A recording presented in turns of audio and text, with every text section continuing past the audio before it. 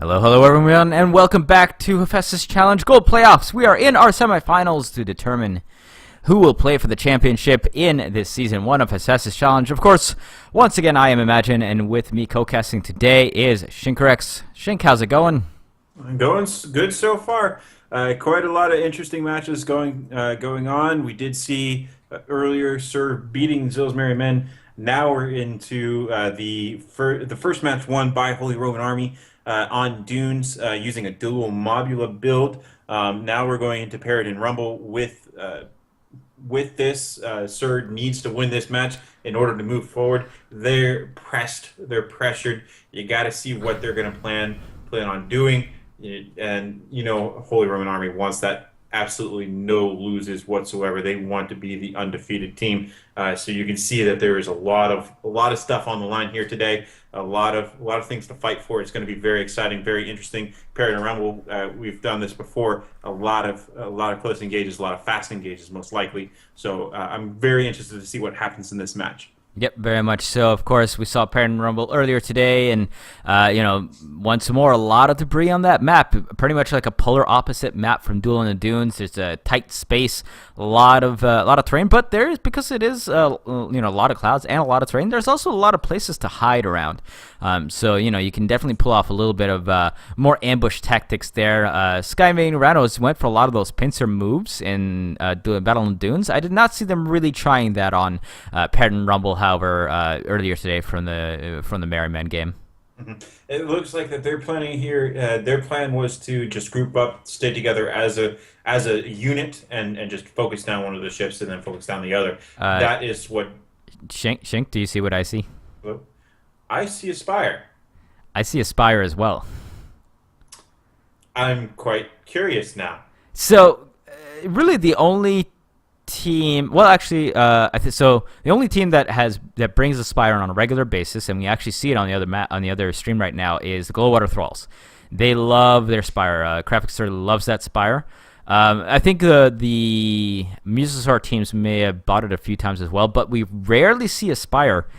And against a double Pyra on Paradin Rumble, this is going to get really charge happy really quick.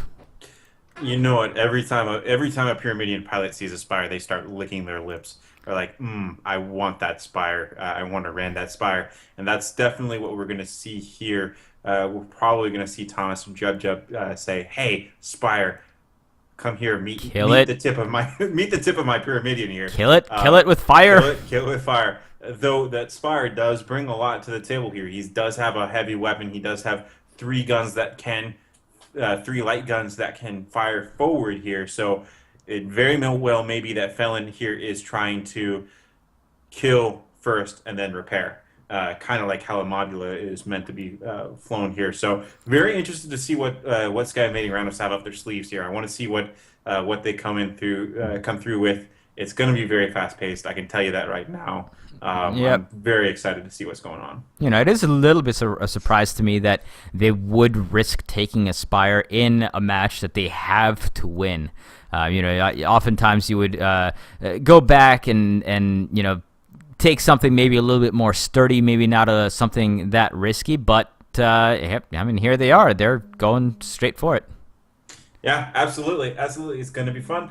I can't wait for this to get started. It looks like we're waiting on a couple of people from the Sky Invading Rhinos, maybe some short breaks here coming on. We're going to see some readies pop up here soon. We're going to see a great match, I can assume. And regards to taking the risk of the spire, I mean, with big risks can come great victories here. So maybe Sir is just betting on a victory here.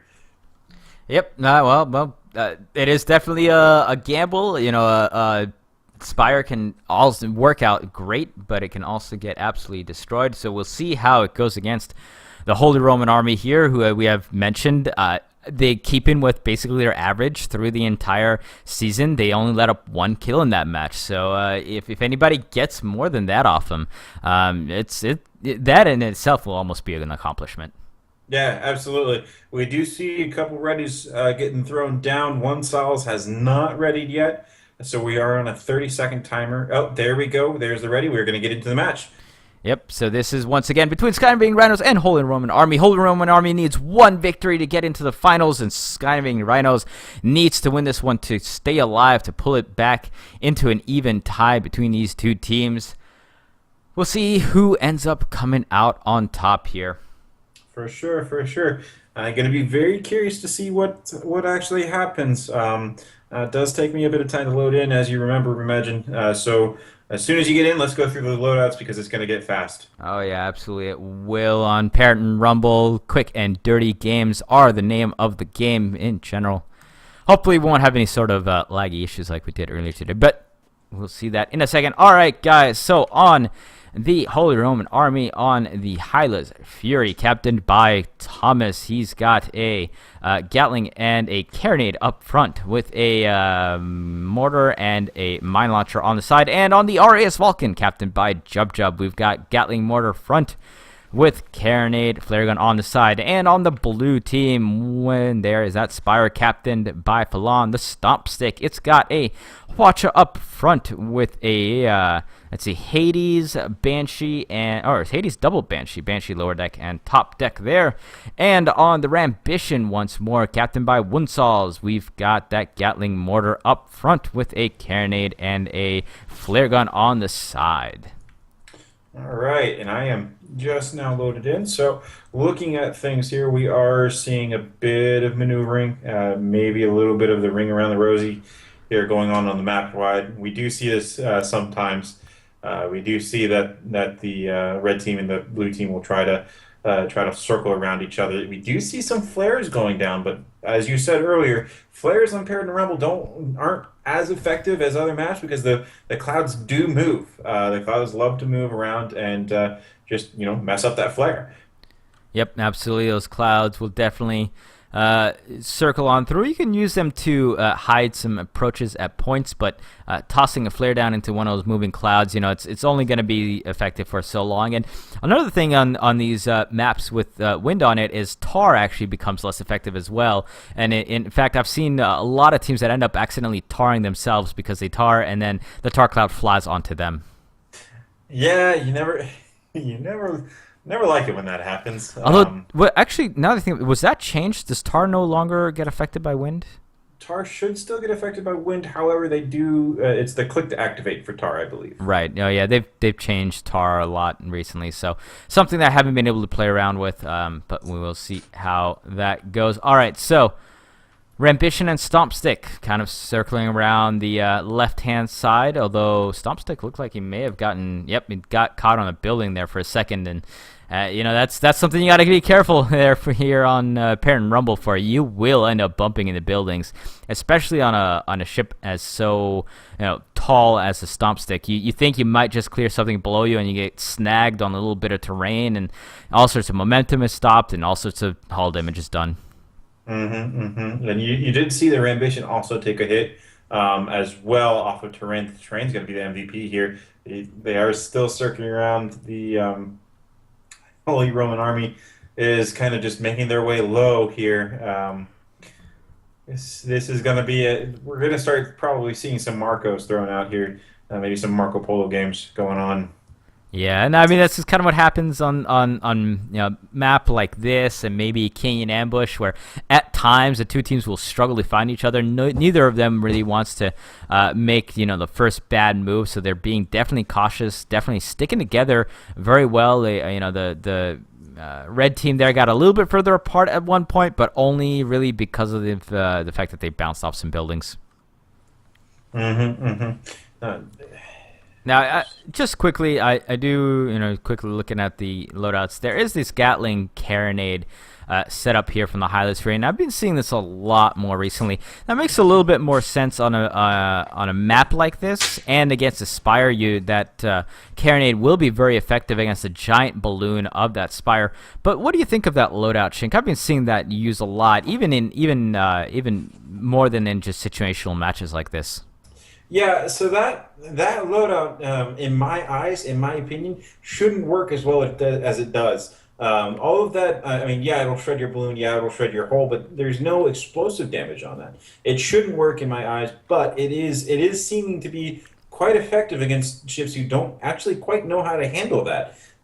So I'm actually really interested in the build. I haven't tested it out myself. I want to, but yeah, I don't know if I like it, in my opinion. Yeah, it's one of those things where I feel like people want it to work more than it actually does. And look, I mean, like, against something like a Spire or a Junker, maybe a Goldfish, I guess, because like you can at least use it to try to knock out the front gun, but you have to be really up close already. I don't know. It.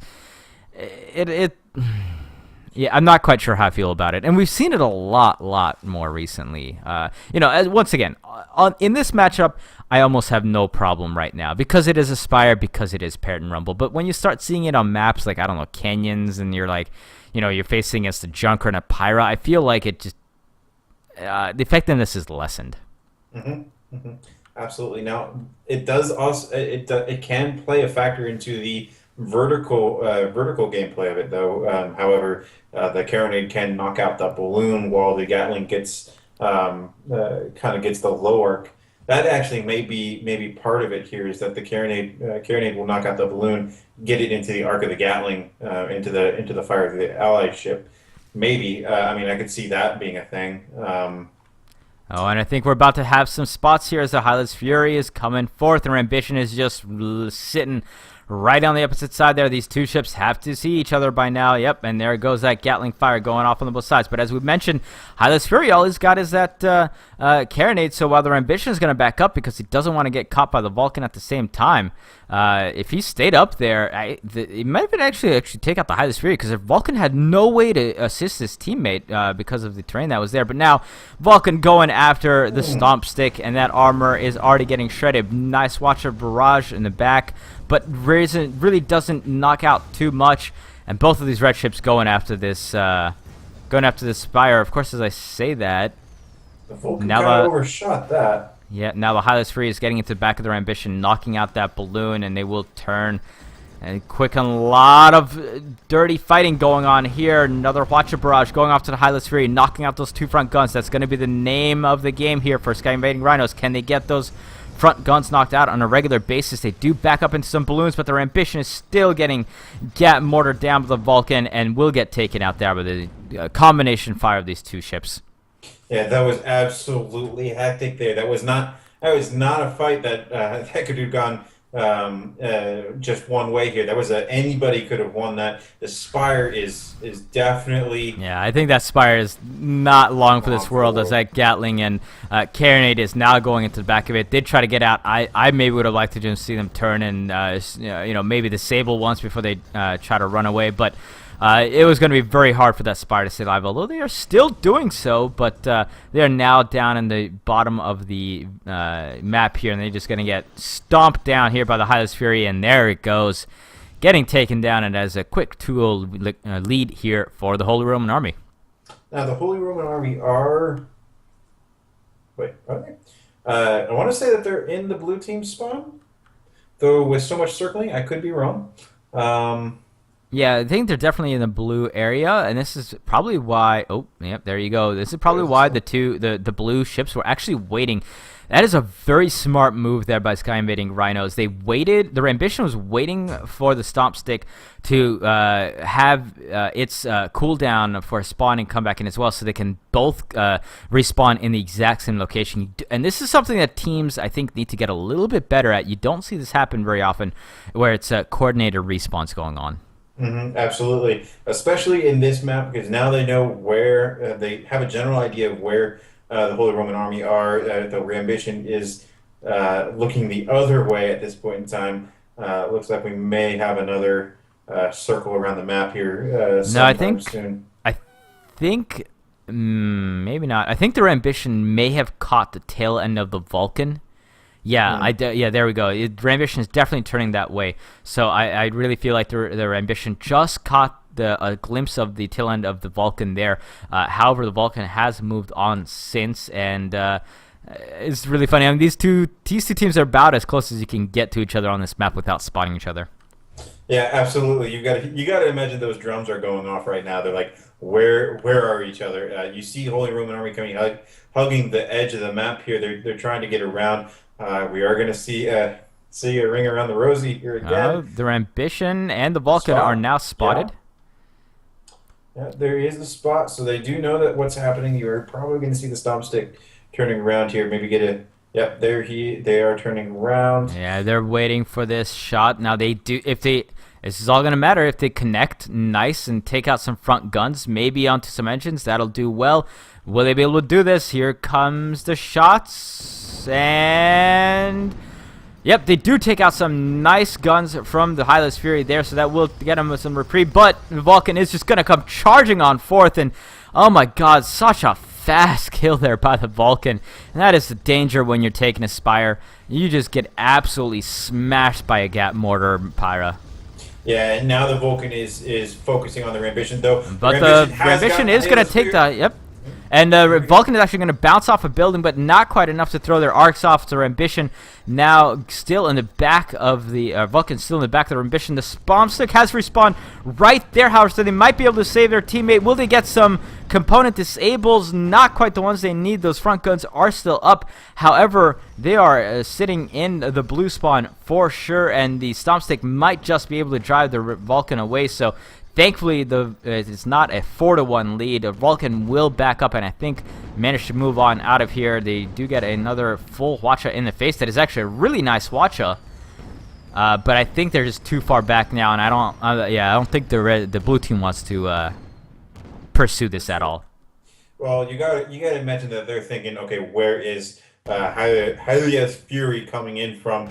It looks like Holy Roman Army is going to go for a sort of a pincer movement here. Rambition is moving forward. This may not be good for Rambition. Rambition may need to fall back. Yeah, Hylas Hylia's Fury Fury, gonna come up from yeah. the back of the Stomp Stick and just go Oh, straight for that Spire, just catching out in the middle of nowhere, gonna slam right into it, take it out almost immediately. Rambition has to scramble, maybe he can take the Hylas Fury down once more, but once again, Hylas Fury abusing that Spire, just slamming it immediately down, and now he might just die. There, yep, the Rambition gets a nice ram off, but that armor is down, and with those Gatling mortars gonna come connecting, and the Holy Roman Army do take down the Sky Invading Rhinos, and what ended up being kind of a questionable decision to bring us that Hwacha Spire. Still, fantastic job here by the Holy Roman Army to win out this game, and they will move on to the finals. In fact, so far with a completely undefeated record this entire season.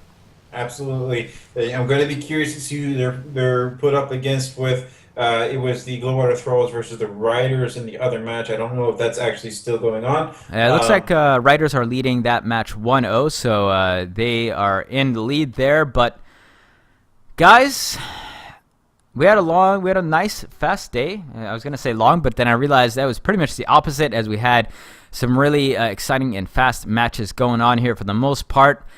As the Sky Invading Rhinos took down Zill's Merryman to start off the matchup, and then went on to face Holy Roman Army, who took their own 2-0 victory and will move on into the finals. And that will pretty much do it for us.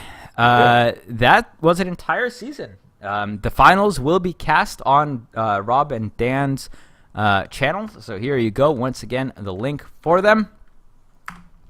As, Holy Roman Army moves on into the finals. They will face either the Riders or the Thralls. We had an absolute great time here in the Anvil Division stream pretty much all season long. It was a lot of fun games going on, and I was very thrilled and honored to be included in the casting team for this entire division, guys. Thank you very much, everyone, for watching all season into the finals, and thank you very much, Shink, of course, once again, who has filled in on several occasions for co-caster, and just once more, thank you to Sir Morty as well, who definitely did a great job of co-casting for many of the matches as well. Guys, Absolutely. Shink, that was great. It's good to have you here once more, and yeah, that's pretty much going to wrap it up for us for the entire season. So much love to everyone. And I do definitely hope to see you again for what will surely be a second season of Professor's Challenge. It is going to be a little bit of a break there, as I think the Teamy B tournament is going to go on for a few weeks and then a little bit more of a break. I think might be a couple of months before we get to start again. I am, of course, not sure, as I am just a caster, not an admin. So do definitely watch the forums to see when the next Asbestos Challenge season will go on. It was an extremely great season. I will, of course, be back for the wrap-up show that will be on Rob and Dan's channel after the finals. But guys, do go and watch the other side of the semifinals and the finals themselves. And I, once again, thank you everyone for watching. Y'all have a good night, and I will see you again whenever I cast something again. Bye, everyone.